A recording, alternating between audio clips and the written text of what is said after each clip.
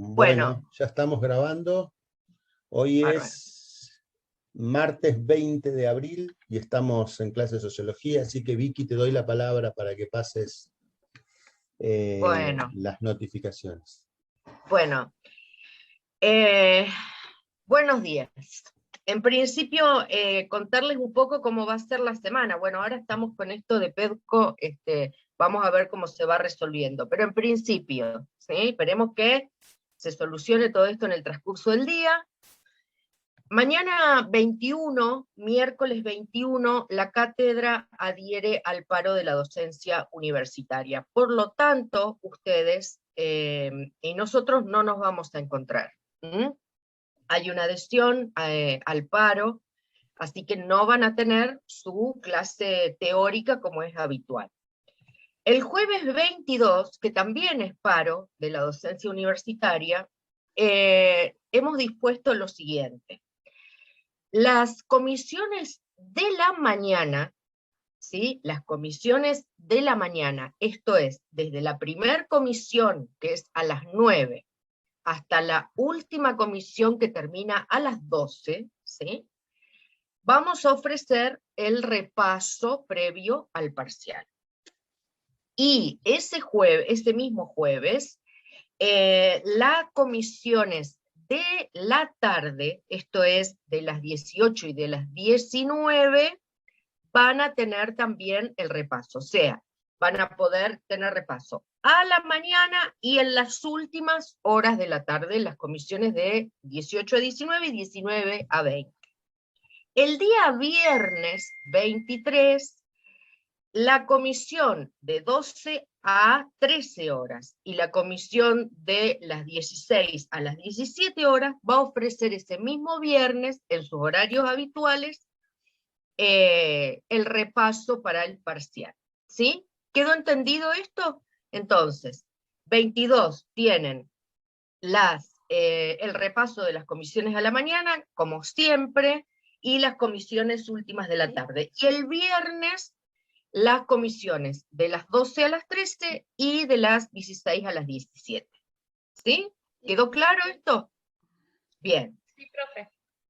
Genial. Bueno, las entregas de las consignas de el parcial, en principio, todo esto que estoy diciendo está en un instructivo que vamos a subir y que ustedes van a poder ver cuando esto se solucione en PEDCO, ¿sí?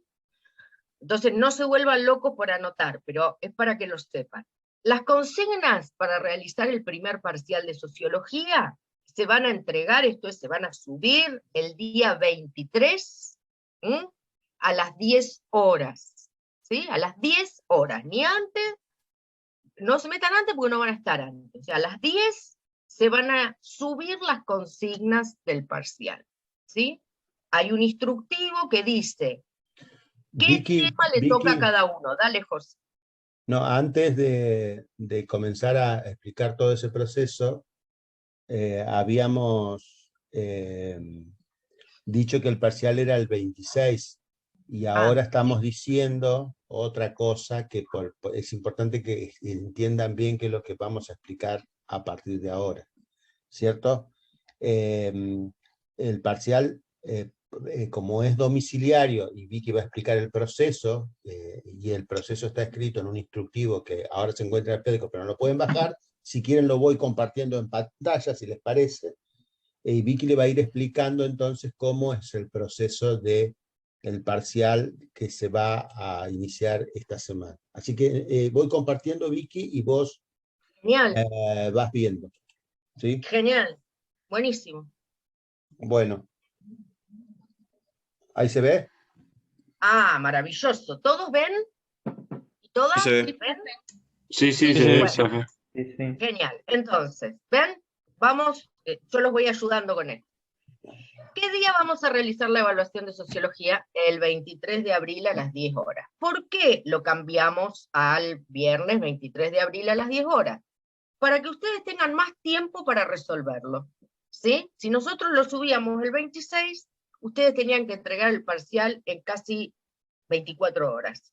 Y de esta manera, ustedes El día viernes a las 10 de la mañana van a encontrarse que hay 7 temas, ¿sí? Con un listado, entonces ustedes se van a buscar en ese listado, y ese listado les va a indicar, de acuerdo a donde ustedes estén, qué tema les toca, ¿sí? Entonces, el viernes 23 a las 10, lo tienen que entregar después el 26, ¿sí? Hasta las 21 horas. Entonces, tienen, supóngase, viernes 23, sábado 24, domingo 25, lunes 26, hasta las 21 horas. O sea, tienen 4 días para hacer el parcial, ¿sí? Entonces, van a la plataforma PEDCO, encuentran el tema, ¿sí? Y se buscan ustedes, ¿sí? Cada uno tiene que fijarse en el listado qué tema es el que tiene que bajar, ¿sí? Hay 7 temas. Entonces, ustedes, obviamente, cada alumno tiene un tema, no tienen que hacer los 7 temas. Entonces, se buscan, ¿sí? Cada uno de ustedes se busca, baja el parcial, ¿sí? Y van a encontrar una serie de consignas, ¿sí? Nada distinto a lo que hemos trabajado. Ahora vamos a ver qué textos entran, etcétera, etcétera. ¿Me entienden hasta ahí? Sí, profe. Se entiende, Sí, profe. se entiende. Ok, bueno, entonces, bajamos el parcial y van a responder de manera escrita, ¿sí? Las consignas. Fíjense que el parcial dice que no puede sobrepasar 3 páginas, esto es 3 carillas, ¿sí? 3 carillas, tamaño A4, letra Times New Roman 12, espacio de 1,5, ¿sí? Entonces no tienen que escribir el Antiguo Testamento, ¿sí? Son 3 carillas con estas características, ¿sí? Es más que suficiente para lo que les vamos a preguntar. Una vez que terminaron de hacer eso, de contestar todo eso, deben subir, colgar el parcial en una ¿cómo se dice? En una herramienta que dice entrega del primer parcial, ¿sí? ¿Se entiende? Bueno. Se llama tarea, entonces, ahí. se llama tarea, espacio de tarea, ¿sí? En tarea. Gracias, Laura Blanco. Entonces, lo van a colgar en el formato PDF, ¿sí? ¿Se entiende? Entonces, ¿qué pasa si yo no tengo computadora, profe, o yo voy a mandarlo desde el celular, o yo no tengo nada de eso? Bueno, la persona que no tiene forma de hacerlo de esta manera, lo va a hacer en forma manual. Les pedimos la letra lo más clara posible, le sacan una foto, ¿sí?, de la evaluación, y suben a ese espacio tarea esa foto, ¿sí? Si no pueden, eventualmente algún mail de los profesores, ¿sí? Pero en realidad esto ya lo venimos haciendo y no hay dificultad, ¿sí? Pueden subir esas fotos de la evaluación, y lo que sí les pedimos es la letra clara. Bueno, dice, ¿cuánto tiempo tenemos para hacer esta evaluación? Lo que yo les decía, desde el 23 de abril a las 10 horas, y la pueden entregar el 26. Pueden hacerla el viernes y terminarla a las 10 de la noche y la suben. La pueden subir el sábado, la pueden subir el domingo, o sea, el tiempo límite es el 26 de abril a las 21 horas. Una vez a las 10 de la noche no van a poder subirlo, ¿sí? ¿Se entiende? Y lo suben a donde dice entrega del primer parcial, que es espacio de tareas, ¿sí? ¿Qué entra en el primer parcial? El material bibliográfico del primer parcial es el que ustedes tienen detallado en el programa, ¿sí? Unidad 1, Giddens, además todo lo que hemos visto, Giddens, Bauman, la ficha del doctor Bonifacio, y de la unidad 2 solo hemos visto Dobb, Gors y Coriat, ¿sí? Los otros 2 textos no entran en el parcial. ¿Estamos hasta acá? ¿Sigo? Sí, ¿Alguna pregunta de esto? Nada. Quedó claro. Ok. Bueno, ¿cómo sé que mi parcial está aprobado? Muy bien. Bueno, ustedes saben que se aprueba con 4, ¿sí? La escala siempre es la misma, del 1 al 10, 4 es aprobado, ¿sí? En caso de no sacarme 4, voy a un recuperatorio. No pasa nada, voy al recuperatorio, ¿sí? Ok. ¿Qué pasa si me saco 5? Me saco 4, 5, 6, ¿sí? Aprobado. Recuerden que nosotros este año inauguramos la modalidad de promoción de la materia. Entonces, si en este parcial yo me saco un 7 o más, estoy en condiciones de promocionar. Si me saco de 4 a 6, ¿sí? Aprobé, ¿sí? Aprobé el parcial, pero no estoy en condiciones de promocionar. ¿Se entiende esto? ¿Se entiende? ¿Queda claro que con 4 aprueban? ¿Sí? Ahora, si me saco un 7, ¿sí? Estoy en carrera de la promoción. ¿Sí? ¿Se entiende? Sí, sí, Sí. se entiende. Profe, Bien. consulta. Sí, En caso de desaprobar, al rendir el recuperatorio, ¿seguimos con la promoción o ya se pierde? se pierde la promoción. Vos perdés la Claro, promoción. O sea, claro. cuando vas al recuperatorio y salís bien en el recuperatorio, pensemos que nadie se va a ir al recuperatorio. A ver, chicos, un poco de buena onda en esta mañana post tormenta. Pensemos que te vas a sacar el 4. No vas a llegar a la promoción, pero estás aprobando la materia, estás en condiciones de regularizar la materia. Y en el peor de los casos, que es que te vas al recuperatorio, salís bien al recuperatorio, seguís en condición de regular. ¿Sí? ¿Estamos? William dice no escucho. ¿Puede ser un problema de él? ¿El resto? ¿Escucha? Sí, profe. Se escucha, profe. Se Escucho bien, Se profe. escucha. Bien. Sí, se William, escucha. entonces, fíjate si tenés un problemita con tu... Yo no sé si es internet, pero también se escucha. Ah, bueno, puede ser la conexión, chicos. Bueno, avísenme cualquier cosa. mucho. Esto está escrito, ¿sí? Lo que estoy explicando está escrito. Que es esto que está proyectando el profesor en la pantalla. Bueno, ¿cómo van a recibir la nota? ¿Cómo me voy a enterar si aprobé o Profe, desprobé? Sí, mi amor. te hago una consulta antes de que cambies de tema, ya que estaban Dale. hablando de lo del tema de la promoción. Sí, No me acuerdo cuántos parciales eran que tenía que tenía que aprobar para poder promocionar. ¿Los 3. 3? Ah, buenísimo. Bueno, Ujú. gracias. Los 3. Bien. Bueno, ahí voy después, William. ¿Cómo Profe, voy y a por recibir ejemplo, la...? Sí, Francisco. ¿qué consideran ustedes un 7 para promocionar? Muy bien. Mirá. En principio, lo que consideramos es que la respuesta, el concepto y la ejemplificación o la comparación o el análisis sea correcto, ¿sí? Si hay una comprensión conceptual que no está equivocada, eso en principio. Y luego vamos analizando todo ese proceso de escritura. Los parciales son siempre un proceso de seguimiento en la comprensión de los estudiantes y las estudiantes de los textos y lo que estamos dando en la materia, ¿sí? Entonces, nada es de memoria, nada es perfecto. Entonces, lo que nosotros vamos viendo es, hay un puntaje que tiene cada una de esas preguntas, tiene un puntaje asignado.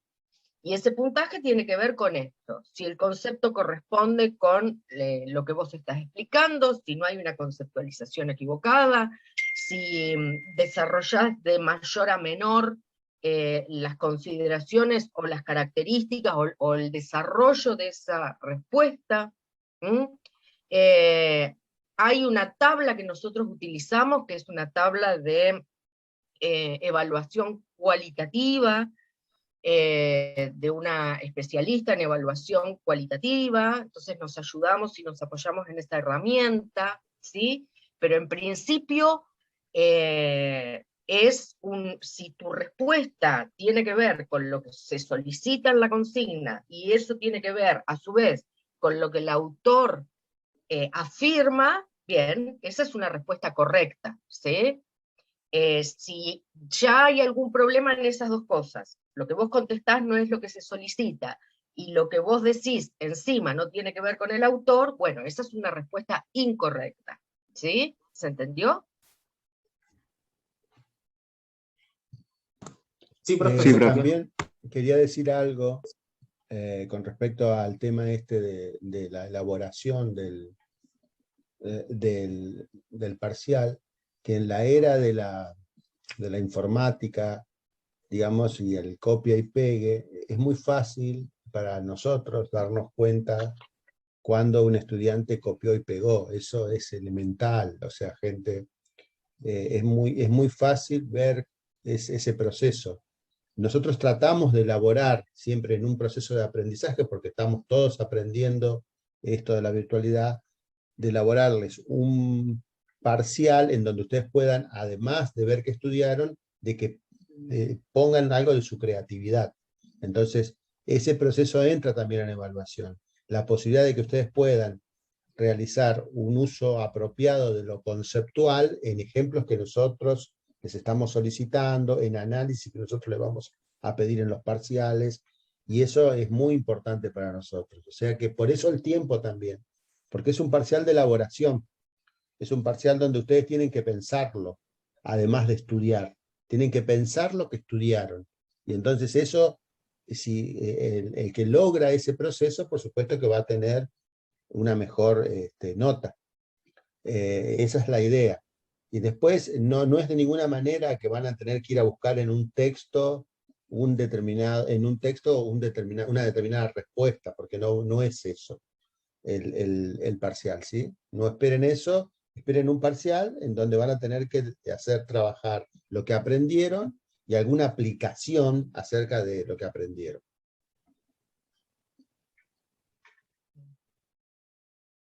¿Está claro esto, chicos? ¿Se entendió? Entonces, ¿son 3 preguntas en el parcial o serán más? Vamos a tratar de que sean 3, ¿sí? Vamos a tratar de que sean 3. ¿Cómo voy a recibir la nota? Bueno, ustedes van a recibir por PEDCO un mensajito, ¿sí? Del profesor que le tocó corregir ese listado, ese tema.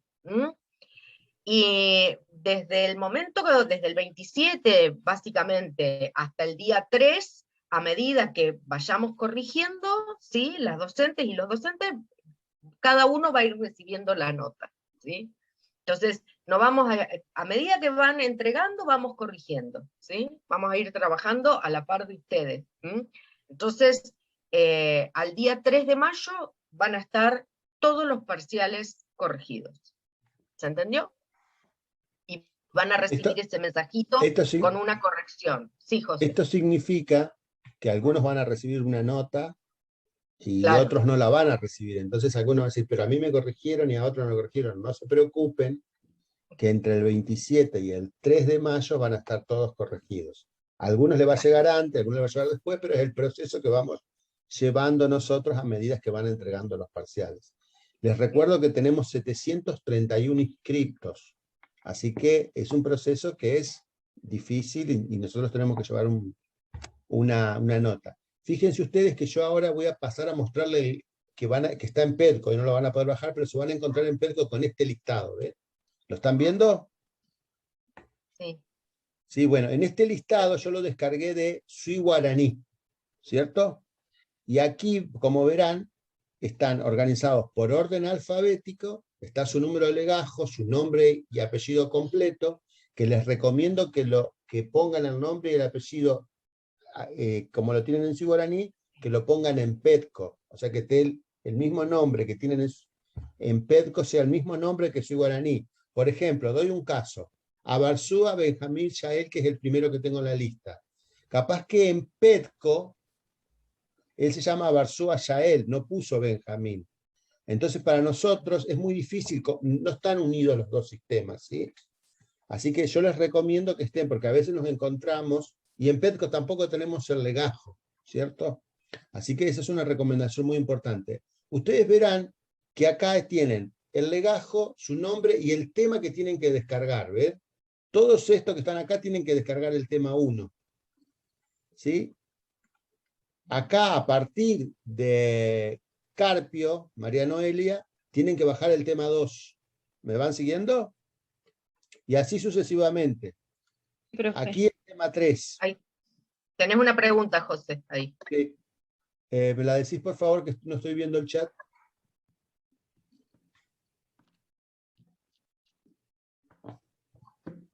¿Quién preguntó?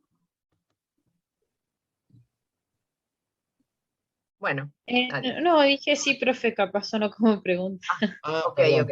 Bueno, entonces esta lista, ustedes se fijan, la tienen en Petco, fijan qué tema le tocan y descargan de los temas que van a estar colgados en el parcial el tema que le corresponde. ¿Sí? Supuestamente tienen que estar todos acá, porque esta es la lista oficial en donde están. Si alguno de ustedes no está en esta lista, entonces nos tiene que avisar. ¿Por qué? Porque no está inscrito en Petco, pero no está inscrito en Sui Guaraní. ¿Se entiende? Pero bueno, eso sucede muy rara vez, pero suele suceder. Bueno, dicho todo esto, no sé si alguien quiere preguntar algo. Profe, ¿qué hay que hacer? ¿Vos no estás en lista, William Reyes?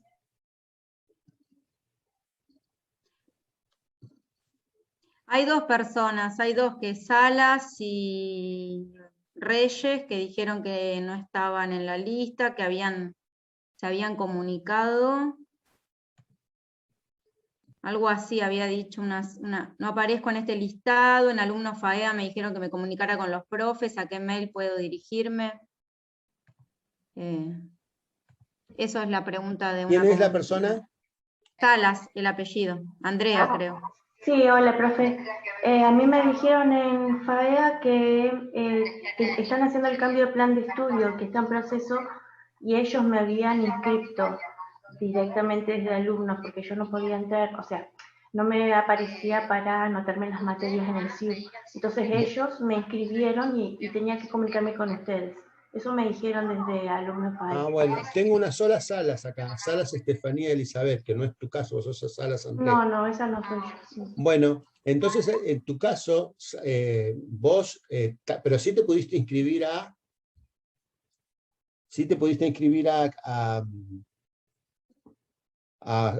Petco. Sí, en Petco sí estoy matriculada. Bueno, entonces Andrea, cuando hagas tu parcial, por favor te pido que pongas al final del parcial, no estoy inscrito en Sui Guaraní, ¿sí? Nosotros vamos a resolver ese tema administrativo. Y bajo el mismo tema que sería de Salas. O sea, exacto, baja el mismo tema de Salas. Exactamente. Okay. Listo. Gonzalo Contreras dice que su nombre está al revés en la lista, o sea que dieron tema por letra de nombre y no apellido. Lo tomamos como G y no como C, pero le hubiese tocado igualmente el mismo tema, me parece, porque C y G están juntitos. Me parece que sí. Bueno. No sé. ¿Cómo se llama? Gonzalo Contreras. Contreras. Sería Contreras el apellido. Yo lo que les pido es que ustedes, a medida que vayan terminando y se sientan seguros que ya está el trabajo evaluativo parcial, lo suban, porque a nosotras nos vamos corrigiendo a medida que ustedes suben. No es lo mismo corregir 150 de golpe que ir paulatinamente corrigiendo, así que no esperen al último día si es que ya lo tienen listo. Eso sería muy bueno para nosotras. Bueno, y otra cosa que ya lo dijo José Luis, y de alguna manera lo está diciendo Laura también, ustedes se habrán dado cuenta la cantidad que son, ¿sí? Si bien no siempre estamos conectados, siempre hay un promedio de 200 y algo, 300, ¿sí? Hay muchas más estudiantes y les pedimos un poco de paciencia, ¿sí? No se vuelvan locos si no reciben el mensaje en el momento, ¿sí? Pero sepan que estamos corrigiendo o trabajando y que van a ir recibiendo en la medida que van entregando. Eso es de mucha ayuda para nosotros, como dice Laura, no recibir 300 parciales en un mismo día, ¿sí? Porque no podemos corregir esa cantidad en pocas horas, ¿se entiende? Entonces, sean pacientes también ustedes y piensen que son muchos, que cada uno merece ser evaluado, bien evaluado, entonces hay un tiempo para corregir, ¿sí? No somos máquinas y no hay autocorrección de esto. Así que bueno, acá alguien preguntaba si, ¿qué pasa si salía mal en el parcial? Bueno, hay recuperatorio, cada parcial tiene su recuperatorio, ¿sí? Entonces, lo peor que puede suceder es, salgo mal, tengo mi recuperatorio, ¿sí? Eso es importante. Esperemos que PEDCO esté solucionada en breve, ¿sí? Pero todo lo que hemos dicho y todo lo que compartió el profesor recién está en PEDCO. Todo está ahí. Esto se va a solucionar, chicos, es provisorio, no se vuelvan locos con esto, todo tiene solución, pero bueno, sí, está todo, ¿sí?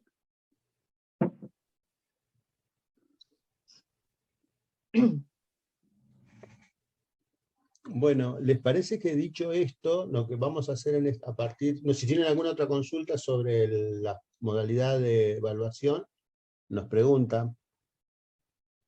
Y si no, comenzamos hoy con con esta media hora para poder de hacer un breve repaso de lo que vimos hasta ahora, que tiene que ver con el material que está incluido en la materia.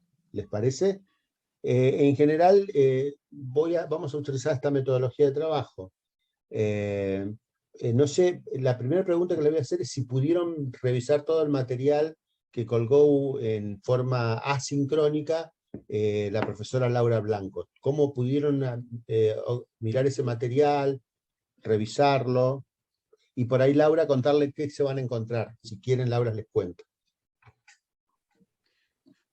¿Pudieron revisarlo en primer lugar? Pongan un sí o un no ahí en el chat. Sí, profe. Sí, se bueno. veían bien los videos y se escuchaban Sí, bien. profe. Perfecto. ¿Y leyeron el texto? Muchos sí, algunos no. Listo. Ok. Bien, por ahí, a diferencia de la clase pasada, que yo había hecho un trabajo de sistematización, esta vez no lo hice de ese modo, porque como ya viene el parcial, ¿sí? Como adelantamos esta instancia y mañana va a haber paro, por ahí preferimos que ustedes hagan preguntas. Si bien el jueves va a haber clase de repaso, tal vez el jueves pueden aprovechar a ver más el tema de los ejemplos, de asegurar esas dudas, de trabajar más la práctica, pero a ver si ahora tienen dudas o preguntas conceptuales, ¿no? Nosotros vimos desde Bauman hasta Coriat, pasando como un eje transversal que podríamos decir que es la sociedad capitalista, ¿sí? Ese podría ser un eje transversal. Entonces lo primero que ustedes tienen que tener en cuenta es qué características tiene la sociedad capitalista, cómo está conformada, cuáles son las clases sociales, qué las distingue, bueno, y ahí, ¿sí? Como eje transversal. Y Bauman lo que hace es aportar, ¿sí? El pensar sociológicamente, en qué nos puede aportar, en qué nos puede ayudar pensar sociológicamente, la distinción entre sociología y sentido común, que creo que es lo central del texto de Bauman, porque justamente muchas veces cuando analizamos las relaciones sociales capitalistas, como estamos inmersos en relaciones sociales capitalistas, no las podemos ver, ¿sí? Como fuera de nosotros, no podemos hacer un proceso de objetivación, ¿sí? De comprensión, que nos ayude a poder poner un prisma de carácter científico para alejarnos un poco de la doxa o del sentido común. Así que yo prefiero que ustedes empiecen con las preguntas si es que las tienen. Claro. Podemos ir por texto, podemos ir por autor. Sí.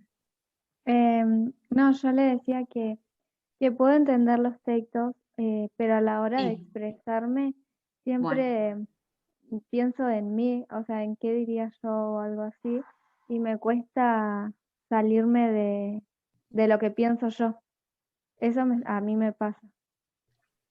Bueno, por ahí hay un ejercicio que te puede ayudar, porque claro, entre la mediación, ¿no? Entre lo abstracto de algunos conceptos o la complejidad de ciertos conceptos y la escritura, ¿no? Hay como mediaciones donde ustedes tienen que respetar esa complejidad, pero a la vez ponerle la impronta suya, ¿sí? Entonces yo lo que siempre sugiero es que hagan esquemas conceptuales, resúmenes breves, ¿sí? Los esquemas conceptuales te ayudan a jerarquizar, a organizar, ¿sí? El ejercicio de escritura tiene que ser continuo durante la materia, no solamente cuando lleguen al parcial, porque ahí si no están acostumbrados a escribir, se les puede llegar a complicar. Cuando ustedes tienen una duda o cuando digan, esto es lo que yo quiero decir, pero no sé cómo decirlo, para no banalizarlo, para no simplificarlo demasiado, ustedes pueden citar. Citar es copiar una frasecita, aunque sea pequeña, no citen mamotreto porque no tienen mucho lugar, ¿sí? Y ponen el autor y la página, ¿sí? Eso siempre, o como dice tal autor, y ustedes más o menos identifican lo que quieren decir. Eso les puede llegar a ayudar. No hagan un parcial lleno de citas de los autores, pero si necesitan ayudarse poniendo en palabras del autor lo que ustedes quieren decir, porque es un concepto que mejor lo dice el autor que lo que yo podría hacerlo, eso es un recurso que utilizamos todos, ¿sí? No se asusten tanto con la escritura, porque como va a ser de reflexión y eso, ¿sí? Lo que traten de hacer es un balance entre respetar lo que dice el autor, conceptualizar en el sentido de tomar los conceptos y explicarlos, ¿sí? Y dar los ejemplos. Pero eso es un ejercicio que recién están empezando a hacer, este es un primer entrenamiento, ¿sí? Por eso tienen que tener muy en claro, o por lo menos intentar comprender y preguntar mucho, aprovechando estas instancias. Ahí, no sé si alguien más respecto a esto, pero ¿tienen dudas respecto a estructura y superestructura? Aplicarlo en la práctica. Bueno, en los videos de Coriat yo les voy dando ejemplos de estructura, superestructura, más o menos, como para unirlos. Pero pensemos que el esquema que organiza estos primeros textos es el esquema que está basado en una teoría que se llama materialismo histórico, ¿sí? Que es la teoría de Marx y Engels, ¿sí? Es una teoría posible entre varias de la sociología, ¿sí? Cuando Marx explica los modos de producción, cuando él quiere analizar fundamentalmente la dinámica de la sociedad capitalista y las fuerzas que hacen que esta sociedad capitalista cambie, utiliza una metáfora un tanto edilicia, ¿sí? Una metáfora que es estructura y superestructura. La estructura, que es la base material, corresponde a las relaciones de producción, que son las relaciones entre las clases sociales, que se dan en el proceso, digamos, en el ámbito del trabajo, en lo que él denomina las fuerzas materiales, y las fuerzas productivas. Las fuerzas productivas es la fuerza de trabajo, las máquinas, ¿sí? Todo lo que uno podría denominar, la tecnología, la ciencia es una fuerza productiva, o la tecnología, que es la ciencia aplicada, ¿sí? Fuerzas productivas son aquellas que van cambiando, por eso todos los sólidos se desvanecen en el aire, y por eso el capitalismo revoluciona incesantemente sus fuerzas productivas, porque ¿cuál es la lógica del capitalismo? ¿Cuál es el objetivo del capitalismo? La acumulación de capital. Generar ganancia. La acumulación de capital. La ganancia es ¿no? Es lo que va a permitir acumular justamente capital, pero el objetivo no es un objetivo altruista ni es un objetivo utópico, es la persecución de la ganancia. Entonces, incesantemente tiene que competir, y lo que construye lo destruye, lo que construye lo destruye, eso lo dice en el manifiesto. Y lo leímos la otra vez en la clase, cuando yo leía una cita del manifiesto que expresaba esto. Entonces, la base material es la estructura o base material. Él utiliza esa metáfora en relación, y acá no me voy a meter mucho, pero porque precursoramente había un pensamiento que era el pensamiento idealista de Hegel. Entonces él tiene que distinguirse de los idealistas que pensaban que la explicación de la dinámica de lo social estaba en la evolución de las ideas. Marx dice no, es la actividad práctica del hombre, es la actividad práctica. Es el trabajo lo que genera cultura, lo que genera sociedad, es el punto de partida junto con la conciencia, que después tiene que ver obviamente y paralelamente con el lenguaje. Pero por eso hace tanto hincapié en la base material. Esa base material o estructura, que está compuesta por relaciones y fuerzas productivas, necesariamente necesita leyes necesita un Estado, necesita normas, necesita valores que legitimen, que acompañen, que sostengan esa estructura. Por ejemplo, si en la estructura económica está diciendo que la propiedad privada en el capitalismo tiene que estar en manos de los burgueses, tiene que haber una ley que diga que la propiedad privada es un valor inalienable. ¿Sí?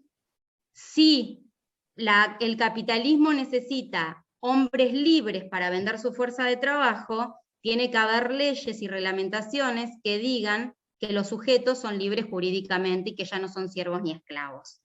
Entonces tiene que haber todo un aparato superestructural que se relacione con la estructura y la acompañe, ¿sí? Y muchas veces entran en contradicción la estructura con la superestructura, ¿sí? Pero bueno, más o menos, a nivel estructural, por ejemplo, ustedes piensen en el capitalismo, en la manufactura, el obrero de oficio, el taylorismo, el fordismo, ahí tienen un desarrollo de las fuerzas productivas y tienen cambios en las relaciones de producción y en las fuerzas productivas. El obrero de oficio, que marcaba una determinada relación de producción respecto al capitalista, termina siendo destruido por el taylorismo. Entonces, miren ahí, tienen cambios dentro del capitalismo entre las relaciones de producción y las fuerzas productivas. Y ahí tienen ejemplos concretos del avance y el desarrollo de las fuerzas productivas. No sé si esa parte por lo menos quedó También para clara. reforzar un poquito la idea de estructura y superestructura y con los modelos productivos, vean por ejemplo el ejemplo que dio Laura. El taylorismo destruye al pre-taylorismo. El taylorismo es destruido por el fordismo, y el fordismo es destruido por el post-fordismo o la estructura que tenemos en la fabricación actual de autos, por ejemplo, que puede ser Nissan o puede ser el toyotismo. O sea que ustedes ven cómo el capitalismo se va reestructurando en su base material, pero al mismo tiempo que se reestructura en su base material va modificando la estructura, la superestructura, o sea, tanto la conciencia como las formas organizativas que organizan la vida. Entonces, no es lo mismo una familia en la etapa fordista, donde hay una división sexual del trabajo, donde el padre tiene que salir a trabajar y es el proveedor, y la mujer es la que se queda en casa, y los chicos tienen que ir a estudiar, después lo vamos a avanzar, que en una etapa como en la actual, donde ya el fordismo prácticamente quedó desplazado, o quedó solamente reducido a algunas pequeñas fábricas, y donde ya no existe más esa estructuración de la familia, que sería parte en el concepto nuestro de la superestructura, sino que la mayor parte de las familias ahora, lo que sería el jefe de la familia vendría a ser una mujer, en donde ya no existe el hombre que es proveedor, y por lo tanto van apareciendo nuevas ideas también. Digamos, el feminismo también tiene que ver con ese cambio en la estructura social. El hecho de que las mujeres en este contexto societal tengan un protagonismo mucho más importante, también expresan un protagonismo también al nivel de las ideas, al nivel de los lugares que quieren ocupar, para dar un ejemplo simplemente de cómo funciona nuestra sociedad. Pero podemos dar otros ejemplos. Ustedes imagínense lo que pasa ahora con la pandemia, ¿cierto? En la pandemia existe un elemento superestructural que es la ley de patentes, que dice que la propiedad privada se tiene que proteger, la propiedad intelectual se tiene que proteger con una patente, se tiene que pagar, y sin embargo, la sociedad está viviendo una situación, el resto de la humanidad está viviendo una situación dramática con respecto a la cantidad de enfermos y la cantidad de contagiados, y sin embargo, ven la contradicción, no quieren los países desarrollados, no quieren liberar el conocimiento que está reducido con respecto a las vacunas. Entonces hay algo en la superestructura que entra en contradicción con la vida social. Si se liberaran las patentes y se pudiera socializar el conocimiento de las vacunas, probablemente todos los laboratorios del mundo estarían fabricando vacunas, y por lo tanto sería mucho más accesible la vacuna y más barata para la mayor parte de la población. Entonces ahí ven esas contradicciones que van sucediendo dentro de la sociedad. Exacto, y volviendo, digamos, al tema de Coriat, también para hacer este ejemplo de estructura y superestructura, en el último video van a ver que ahí se explica la crisis del 29, y generalmente las crisis suceden cuando la estructura y la superestructura no se acompañan, ¿no? Cuando las relaciones de producción entran en contradicción con las fuerzas productivas, sin ir tan abstracto. El taylorismo y el fordismo, o sea, hasta la década, hasta 1929, había un Estado liberal que no intervenía, supuestamente, en la economía, ¿sí? Que no regulaba las leyes del mercado, y ese esquema jurídico, ese andamiaje jurídico-político, no le servía, para decirlo en términos muy sencillos, a la lógica de producción del fordismo, que iba a necesitar otro tipo de esquema de consumo y esquema económico. Entonces ahí tienen un ejemplo histórico, ¿sí? Que tiene que ver con lo que están viendo en Coriat, como para que puedan unir este concepto de estructura y superestructura. En el texto de Coriat está clarísimo los cambios que se van dando a nivel de la estructura.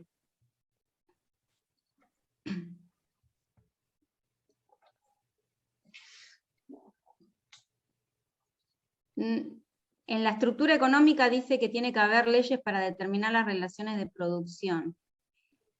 No llego a comprender, Martu, bien la pregunta, pero lo que me parece que les tiene que quedar claro a ustedes es que toda formación económica, toda formación material o estructural tiene que estar acompañado por un esquema normativo jurídico y por una forma de socializar a los hombres y mujeres en una determinada sociedad que acompañe y que legitime, ¿sí? Por ejemplo, para nosotros vivir en el capitalismo y naturalizar que todo se compra y se vende, y que tenemos que vender nuestra fuerza de trabajo, y que uno de los valores claves del capitalismo como forma de organización de la vida social es la meritocracia, tenemos que internalizar que eso es lo justo, que eso es lo correcto. Nos tenemos que socializar, ¿sí? Adaptando esos valores, formando una subjetividad que reproduzca la lógica capitalista de la vida.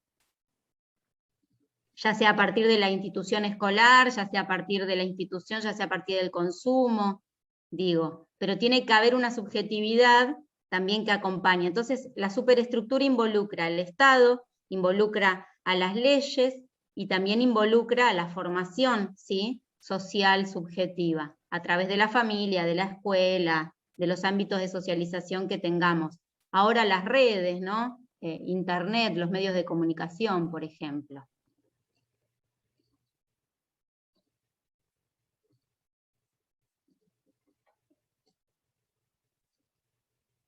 El feminismo tiene que ver con el cambio en la estructura social por los cambios que se realizan, por ejemplo, con el aborto que sea legal. Yo ahí creo que eso es medio una interpretación. Yo creo que los cambios son estructurales, pero también son subjetivos y en el esquema de las ideas, ideológicos. Claro, lo que al modificarse la estructura social necesariamente tiene que haber cambios en los niveles de conciencia de las personas. Entonces, si vivimos en una sociedad patriarcal, pero que esa sociedad se corresponde con cierto modo de organización de la producción, como puede ser el fordismo, donde la división y la organización de la familia es en función del padre proveedor, y si esa sociedad se resquebraja porque aparecen otras formas de producción, no digo que automáticamente van a surgir determinadas ideas, pero sí crean condiciones o condiciones de posibilidad para que surjan otras ideas con respecto a cómo tiene que ser la división sexual del trabajo dentro de una familia, ¿cierto? Entonces, si en la década del 50 la mujer estaba replegada al mundo de la vida cotidiana, de la vida reproductiva, como se llama, de crianza de los hijos y de cuidado del hogar, en el mundo del 2020, 2021, esa concepción no se corresponde para nada con las formas de organización de la vida social. Entonces, No digo que tiene que ser automáticamente la ley del aborto, surge automáticamente de eso, pero sí crea condiciones para que el protagonismo de las mujeres y el protagonismo y las concepciones de las relaciones que se tienen que dar entre los géneros se modifiquen, ¿cierto? Entonces hay una cierta modificación.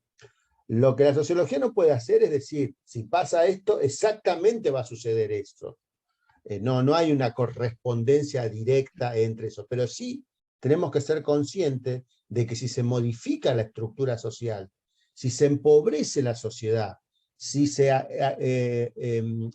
aumentan las brechas entre las clases sociales, si hay un pequeño grupo que se enriquece y otro pequeño grupo que se empobrece, y millones que se empobrecen, si cambia la estructura de la familia, necesariamente van a surgir nuevas ideas en esa sociedad.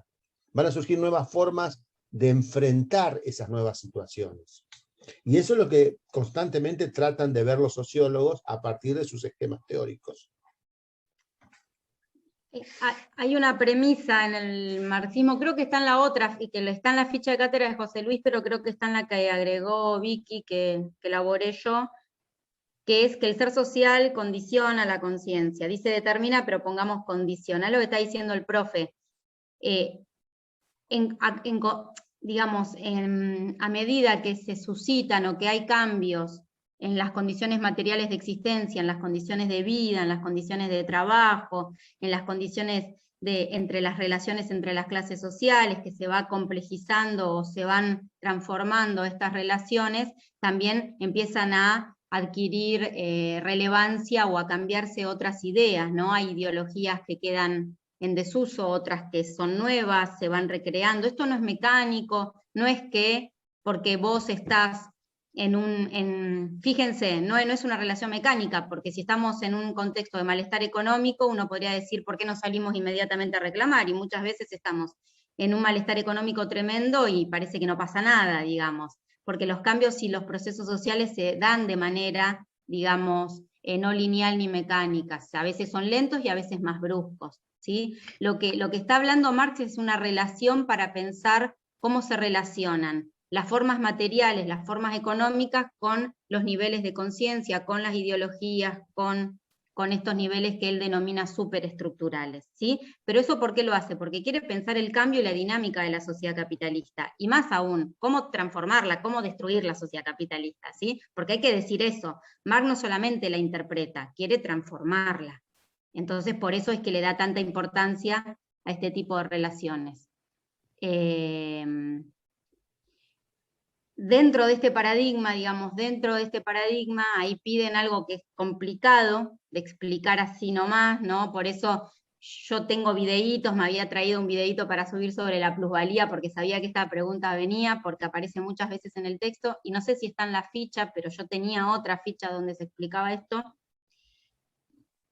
¿Por qué Marx necesita, digamos, por qué el punto de partida de la ganancia es la plusvalía? Cuando Marx analiza justamente la sociedad capitalista y lo que distingue a la sociedad capitalista, él dice, la sociedad capitalista es una sociedad que se caracteriza por la formación de mercancías. La sociedad capitalista aparece bajo su forma material, bajo la forma de mercancías, ¿sí? Y la mercancía más valorada, en tal caso, la mercancía que permite generar valor, es la mercancía fuerza de trabajo. Es la teoría del valor trabajo, ¿sí? Que recupera de David Ricardo, pero que él la lleva a un nivel mucho mayor, porque lo que es novedoso en la teoría marxista es el concepto de plusvalor o de plusvalía. Ya David Ricardo, con la teoría del valor trabajo, decía que el valor surge del trabajo. El valor surge en el ámbito de la producción, no en el intercambio ni en el consumo. Los capitalistas no se hacen ricos porque venden más caro de lo que compran, porque eso sería en la esfera, ¿sí? De la circulación, o en otro tipo de esfera. El valor, ¿sí? Surge en el proceso de trabajo, por eso es importante. Pero ¿por qué va más allá de la teoría del valor trabajo de Ricardo?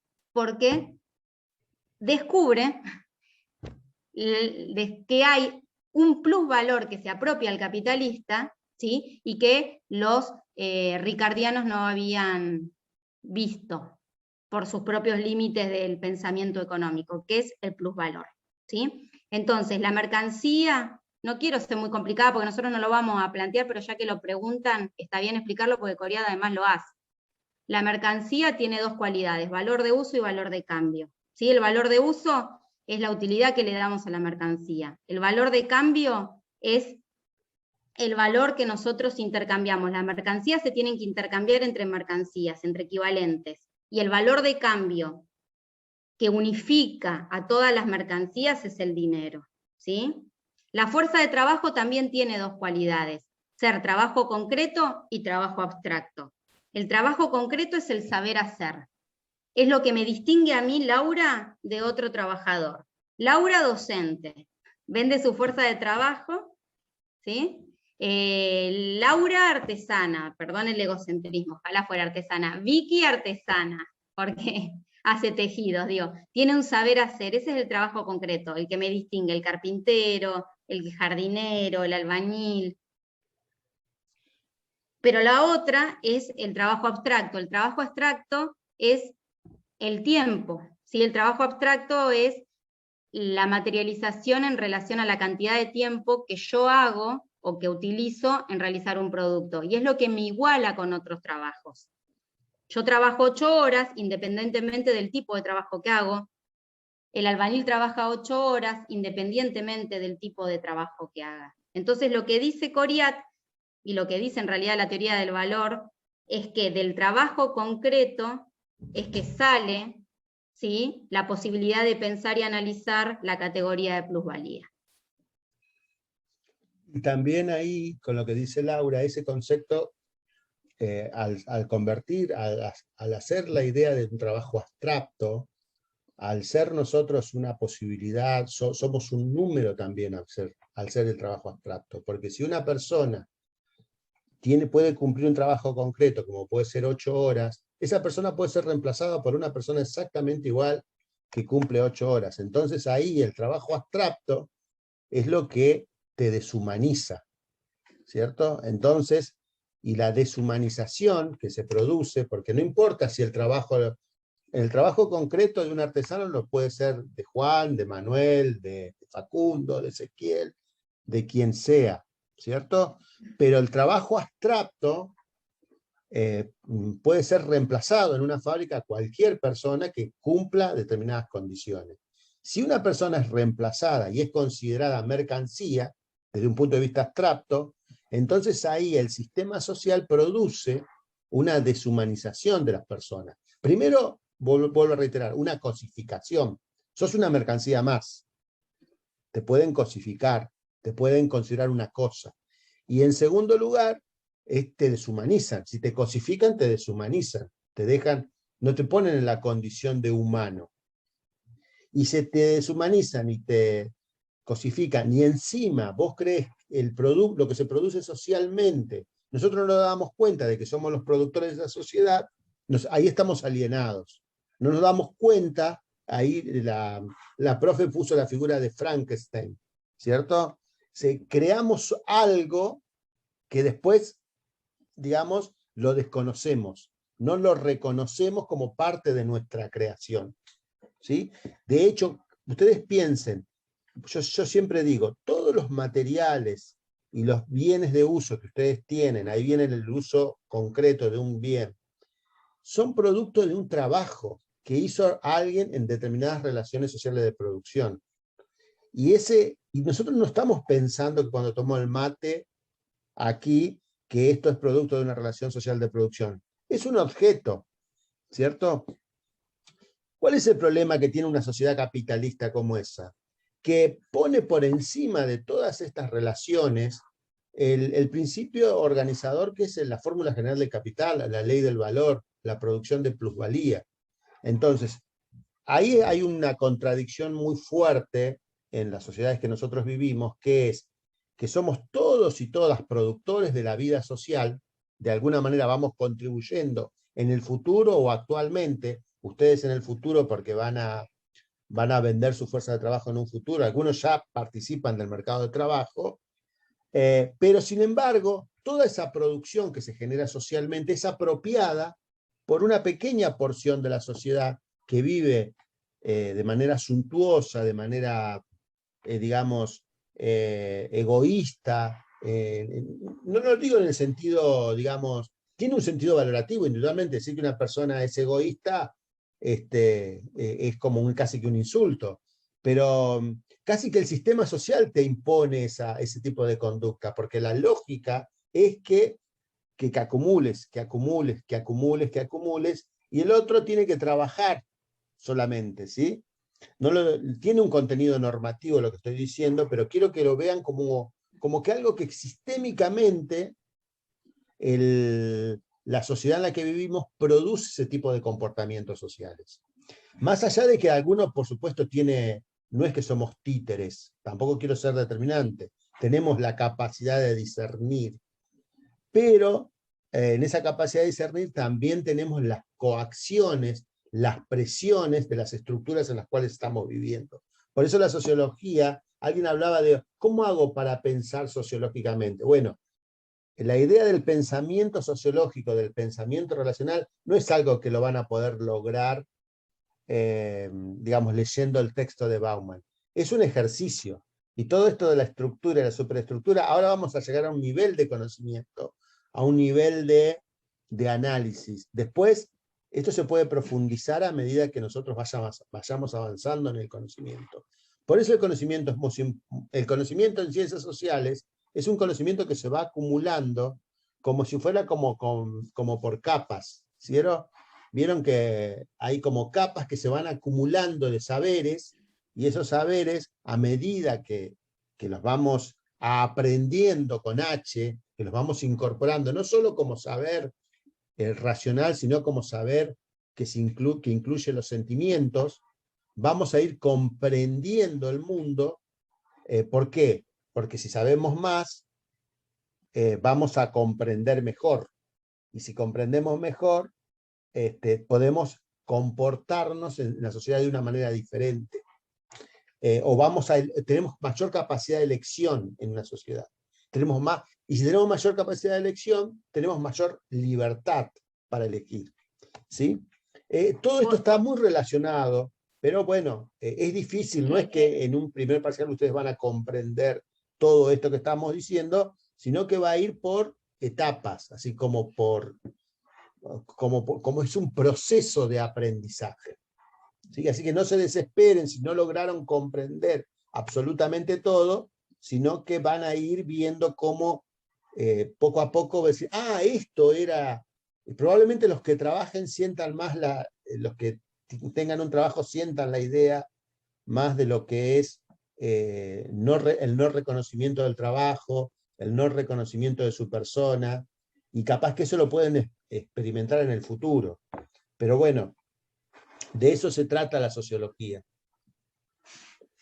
Por ahí me gustaría decir dos cosas porque ya se viene la hora, recuperando esto último que dice José, pero antes, por ahí, para que ustedes vayan distinguiendo, ¿no? Por qué el punto de partida del marxismo es uno, y después, cuando veamos ejemplos de la hegemonía, cuando veamos el tema de los medios de comunicación y el Estado, siempre la explicación va a contramano por ahí de esta teoría. Es porque para Marx el punto de partida para pensar los procesos sociales es el ámbito de la producción, no hay que olvidarse eso. Es el ámbito de la actividad práctica donde nosotros desarrollamos nuestras propias condiciones materiales de existencia. La teoría del valor trabajo lo explica desde el ámbito de la producción, a diferencia de las teorías hegemónicas actuales, que no me acuerdo cómo se llaman. Las teorías subjetivas del valor.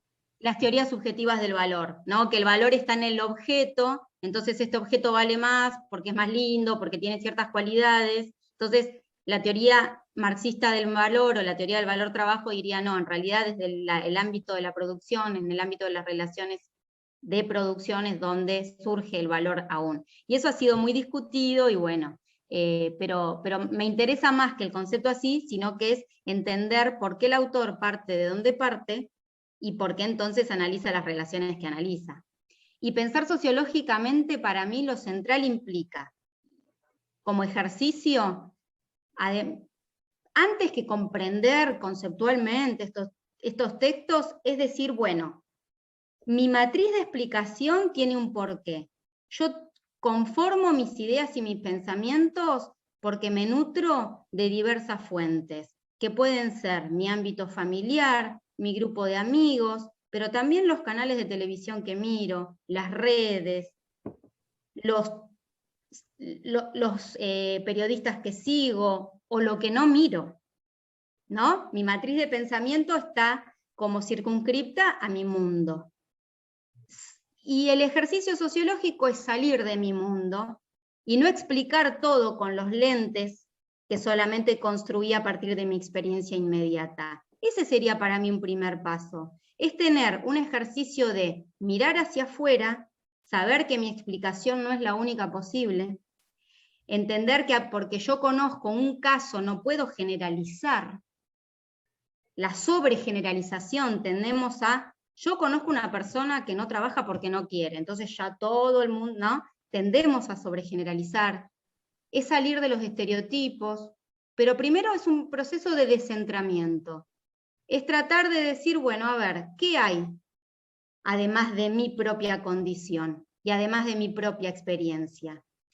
Para mí lo que dice Bauman es central, pensarnos en términos de interdependencia, en términos de que nos condicionan y nos condicionamos, que somos lo que hacemos con lo que hicieron de nosotros, digamos, o sea que hay un proceso en esta construcción, que no todo lo pienso libremente, porque estoy condicionado, y condicionada también, porque mi opinión no es la única, no la creo yo individualmente, porque si no habría tantas opiniones como personas, y sabemos que no es así, porque si yo empiezo a preguntar qué piensan de determinado tema, claramente después voy a poder agrupar.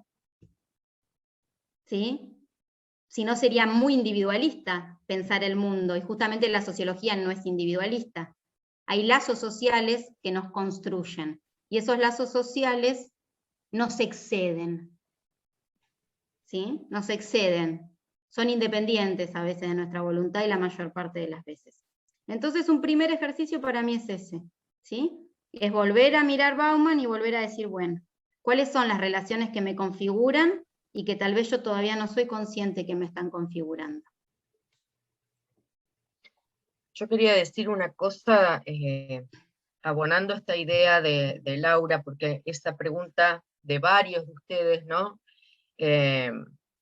Y esta preocupación por entender tan legítima que tienen y que es maravillosa, es el primer paso. Esta necesidad de entender por qué estos conceptos nos interpelan, digamos, es maravilloso. Entonces, yo quería como transmitirles la confianza en ustedes, ¿no? Y esto que decía Laura es fundamental, desprejuiciarse, ¿no? Desnaturalizar lo que nos parece natural, algo dado, hasta inmodificable, ¿no? La sociología en ese sentido es, rompe la temporalidad, ¿no? No vivimos en un presente perfecto, que es lo que uno siente cuando es joven, que es un presente perfecto, digamos, ¿no? Entonces, es romper con eso, ¿no? Y pensarnos para atrás, y pensar que el hoy viene de atrás, o sea, soy lo que soy porque hay algo que sucedió antes, ¿no? Y ese es el primer paso para pensar sociológicamente. Pero además yo insisto en la desprejuiciación, ¿no? Somos prejuiciosos, aseverando nuestras propias ideas como las únicas posibles, desconsiderando las ideas de los demás porque no coinciden con la mía, entonces hay ahí una suerte de ver quién gana en esa suerte de competencia de ideas, y no encontrar formas de comunicación intermedias, digamos, ¿no? Todo eso la sociología intenta de alguna manera desnaturalizar e interpelar. Así que en ese sentido yo creo que están ustedes empezándolo a ver, ya están haciendo un ejercicio de imaginación sociológica. El hecho de estar leyendo todo esto y preguntándose cosas, eso es la imaginación sociológica. Esto es empezar a preguntarse por la sociedad en la que vivo, y qué tengo que ver yo con eso, y cómo me influye en mi vida cotidiana, por qué mis ideas no son mías nada más, hay otras, o yo las heredé de quién y cómo. Digamos, esto es re importante, y en ese sentido ya lo están haciendo. Entonces, nada, era esto, no se vuelvan locos, el conocimiento no se produce así. Profe, ¿puedo decir algo Sí, que quería decir hace un rato? Que la construcción social también, como bien se dice que es una construcción, es el resultado de muchos hechos y antecedentes, como usted también ustedes lo venían diciendo, y de donde uno se para y puede mirar para atrás, para adelante, y también tiene que ver con un montón de cosas desde el inicio de nuestra vida, con cómo nosotros nos integramos, cómo está constituida nuestra familia, nuestro entorno, Bien, en qué ciudad vivimos, bien, a qué escuela fuimos, si fuimos una escuela bien. pública, una escuela rural, una escuela privada, cómo nos formamos. Es toda una Bien. construcción y incluso, como el profe José decía, capaz que para una persona que ya trabaja puede tener una concepción distinta de lo que es el valor del trabajo, y cuando ustedes hoy mencionaban esto de lo que nosotros hoy tenemos en nuestra casa como acumulación, por ejemplo, para nosotros los argentinos que tomamos el mate, es capaz moneda corriente tener uno o dos o tres mates en nuestra casa, pero si nosotros nos abrimos un poquito para otras culturas, que el mate no es habitual, no va a tener el mismo valor, y capaz que Se te perdió, Analía, la señal. Hola, no sé dónde me quedé. Claro, para otras culturas el mate no adquiere la misma importancia que para nosotros. Exacto, tal cual. Y bueno, y todos estos conceptos de todos los autores que hemos venido leyendo, em, capaz que nosotros no tenemos que pensar tanto de la teoría, sino ver la manera de integrarlo en nuestra vida común, en nuestra vida cotidiana, y no verlo como un texto simplemente, sino llevarlo a ejemplos más cotidianos. Eh, es difícil, yo sé, porque es como decían, es una construcción del día a día y también de nuestra experiencia. Ay, Analía, me gustaría disentir un poquito con una parte que vos dijiste. En realidad, la teoría que nosotros damos, que nosotros le estamos proponiendo, es como un lente, es como es como ponerse a ver qué miro, ¿cierto? Porque si nosotros mirásemos todo desde el sentido común, sin considerar aspectos teóricos, seguramente lo que reproducimos son esos saberes después vamos a ver el concepto de sentido común que aprendemos en nuestros procesos de socialización. Cuando nos enfrentamos a las teorías, ya sea económicas, filosóficas, sociológicas, como las que ustedes se van a encontrar, una teoría contable, lo que estamos haciendo es enfrentar al mundo desde una mirada, con un enfoque, que es lo que hace un proceso de formación y un proceso de aprendizaje.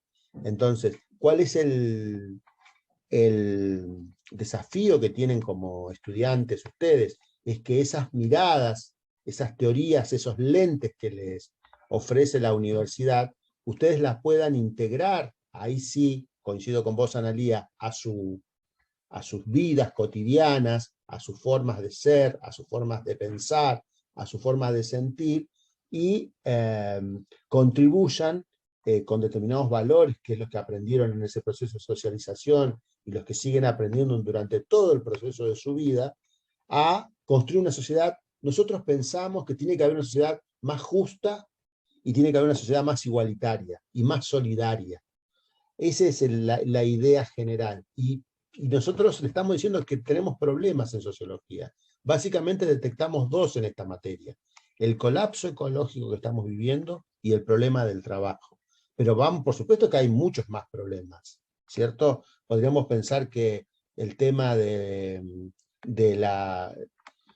el problema de los sistemas de salud, el problema del desconocimiento del papel de la mujer en la sociedad, el problema de la desigualdad social. O sea, hay innumerables problemas que tiene esta sociedad. Y nosotros pusimos énfasis en estos dos, pero que ustedes se conectan con todas las problemáticas sociales. Inclusive alguno podría pensar con los avances que tiene esta sociedad, con las posibilidades que tiene esta sociedad. Pero la idea de sociología no es una ciencia neutra. Ninguna ciencia es neutra. Y eso también lo podríamos discutir en otro momento. Ya estamos en el horario, así que si quieren, si no hay más preguntas, vamos finalizando, o si quieren hacer alguna otra pregunta, lo dejamos abierto un ratito más el micrófono. Profe, perdón, ¿me escucha? Lo escucho perfectamente, Facundo. Bien, yo le quería hacer una consulta para reforzar un concepto que no me quedó muy claro del texto de Bauman. A ver, sí, el de Bauman. El de perspectiva cognitiva, si me lo podía explicar. Porque además está marcado ahí en el texto y me pareció que era importante y no lo entendí. Facundo, si me podrías leer un poquito más, Sí. porque así todo texto tiene un sentido en su contexto. Entonces necesitamos... Ok, ahí se lo si me leo. lees una frase, Claro. un párrafo, estaría perfecto. Si se Sí, la oración contextualiza, dice... sí. Y sin embargo, la sociología, al igual que otras ramas de los estudios sociales, tiene su propia perspectiva cognitiva, su propia serie de preguntas para indagar en las acciones humanas y también su propia batería de principios de interpretación. Claro, Ese es el texto. exactamente. Lo que quiere decir es, básicamente ahí, Facundo, es que la sociología es una disciplina particular, ¿cierto? Tiene determinadas preguntas específicas que se hace con respecto a la sociedad.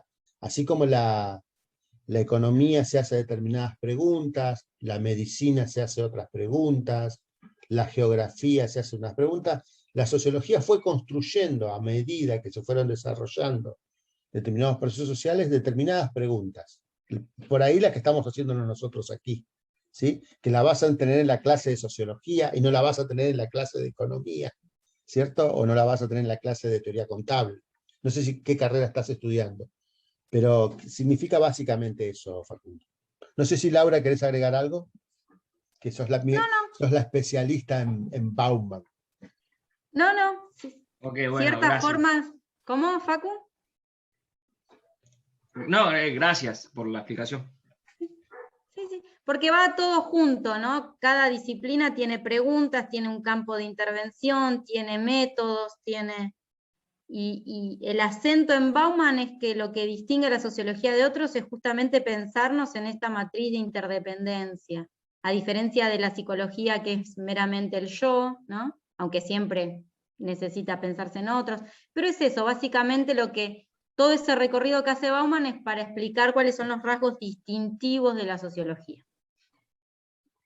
José, ¿puedo, porque hay preguntas de los chicos en el chat, ¿puedo reforzar el tema de los horarios? Sí. ¿Les parece, Laura? Profe, tengo una consulta. Sí, Delfina. Para la profe Laura que explicó la crisis del 29, ¿es una crisis económica, no? Es una crisis que afecta a la estructura y la superestructura. ¿Sí? Es una crisis capitalista profunda, es económica, pero también es, ¿no, José? Podríamos decir que es una crisis orgánica, que altera, digamos, toda la matriz, porque ahí va a cambiar la forma de Estado, ¿no? Por esa crisis del 29 tienen que empezar el New Deal y luego el estado de bienestar. Entonces es económica, pero también es una crisis que altera, ¿sí? Además, la sociedad y el Estado.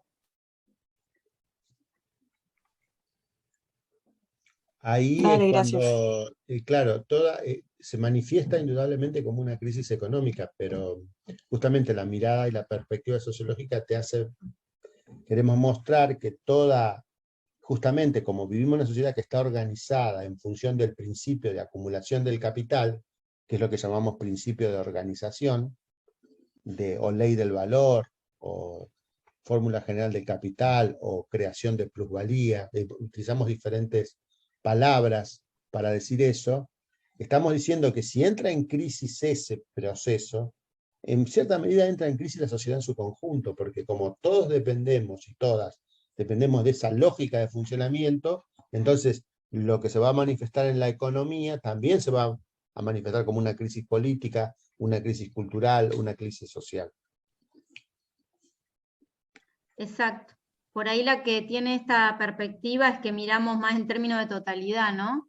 Entonces entendemos que la economía no es una ciencia exacta, que es una ciencia social, humana, ¿no? Porque está en juego la reproducción de la vida humana.